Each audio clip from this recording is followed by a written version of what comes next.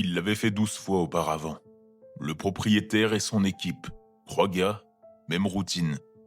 Trouver une propriété abandonnée, vérifier qu'elle est vide, l'acheter, asperger l'intérieur, y mettre le feu, s'en aller.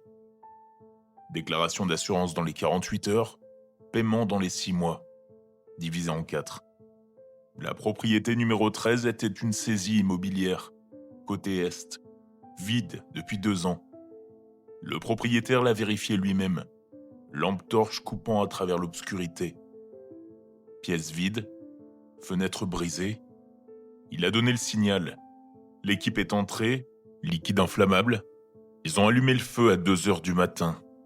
À 2h30, entièrement embrasé. Le rapport du chef des pompiers a pris 1 semaine. Cause accidentelle. Des squatteurs essayant de se réchauffer. 2 corps récupérés. Femme adulte, un enfant. Aucune identification. Le propriétaire l'a lu 2 fois.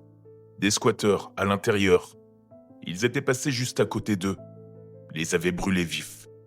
Ils vont mettre la faute sur eux, pas vrai? Le propriétaire hocha la tête. C'est déjà fait. Et l'assurance? 60 jours. Ils se sont séparés jusqu'à ce que le paiement soit effectué. 42 jours plus tard, le premier membre de l'équipe est mort. Sol de la cuisine, brûlé au-delà de toute reconnaissance. Cercueil fermé aux funérailles, déclaré accidentel. Un feu de cuisine. Le propriétaire n'y a pas cru. 68 jours plus tard, le deuxième, même chose. Sol de la cuisine carbonisé. Il a appelé le troisième, pas de réponse. A conduit jusqu'à sa maison, porte déverrouillée, odeur de fumée, légère. Sol de la cuisine, mort, noirci par les flammes. Il a verrouillé toutes les portes, toutes les fenêtres, débranché tout, coupé le gaz, s'est assis dans son salon, lumières éteintes. Les jours sont passés, rien. Peut-être une coïncidence, mauvais câblage, peut-être. Il n'avait pas cuisiné depuis des jours, mais il avait besoin de quelque chose de chaud. A rebranché l'électricité, a sorti des onion rings surgelés du congélateur, préchauffé le four, s'est rassis sur son canapé. Il l'a entendu. Des pleurs.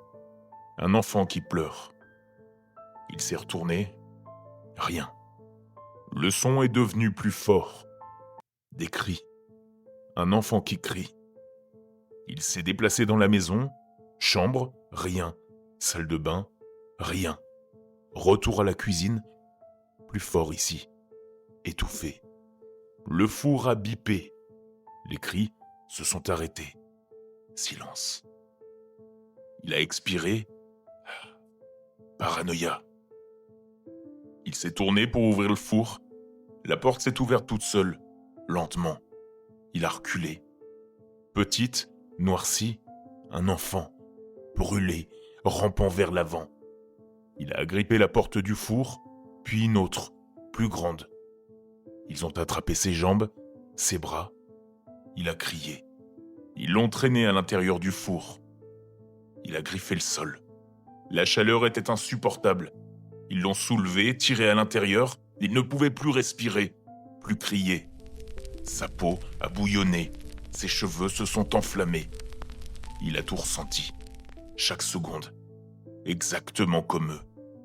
La porte du four s'est ouverte. Corps brûlé, poussé dehors. Heurté le sol de la cuisine. Comme les autres. La porte du four s'est refermée, lentement.